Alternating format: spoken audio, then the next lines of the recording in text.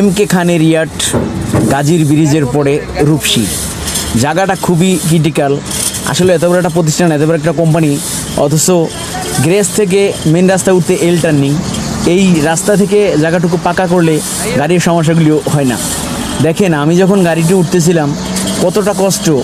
প্রথম চান্সে গাড়িটি বেজে যায়, তারপর ডিফেন্সিয়াল গিয়ার লাগায়, তারপর উঠে না, তারপর বেজে যায়। যখন বডির চাকা ওই বরাবর আসে, ওই দেখেন ওই যে ধরে ফেলছে। এখানে আসলেই ধরে ফেলে, গাড়ির শক্তি পায় না, পাওয়ারের চাকা তখন দরফরায়। এই জায়গাটা যদি সুন্দর করে দিত তাহলে কিন্তু গাড়িটি এক চান্সে অনায়াসে উঠে যেত। কী আর বলবো, এদেরকে বলে দিছি আমি এনে প্লেট দেওয়ার জন্য, তারপরে দেয় নাই। যাই হোক, আমি অনেকবার 3বার 4বারের মাথায় সফল হই, অনেক পিছনে যে অনেক স্পিডে আসি। যখন ডিফেন্সিয়াল গিয়ার লাগাই আসতে যায় তখন গাড়িটি তেরা যায়। তো লাস্ট চান্স 1 নম্বর গিয়ার লাগাই একবার পিছন থেকে জোরে উঠি, তারপরে গাড়িটি আমি উঠানোর সক্ষম হই। কিন্তু ওই সময় ভিডিও ম্যান খুব ব্যস্ততার মাঝে আসছিল, কিছু কার্যক্রম করছিল, যার কারণে আর ওই ভিডিওটি করা হয়নি।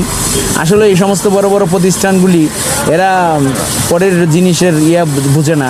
এতবার করে বললাম, এরা একই কথা বলে যে এখানে গাড়ি উঠানামা করে, কিন্তু এটা ট্রান্সফরমার, কখনো তো এখান থেকে এইভাবে ট্রান্সফরমার নিয়ে ওঠা হয়নি গাড়ি।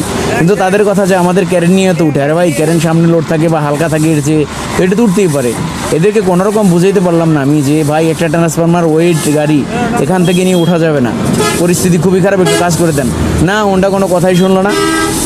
অনেকটা কষ্টের বিনিময়ে আমার গাড়ি চাকার দাগ টাক হইয়া লাস্ট পর্যায়ে 1 নম্বর গিয়ার লাগাইয়া উঠছিলাম গাড়িটা, কিন্তু চাকার অনেক ক্ষতি। আসলে এই সমস্ত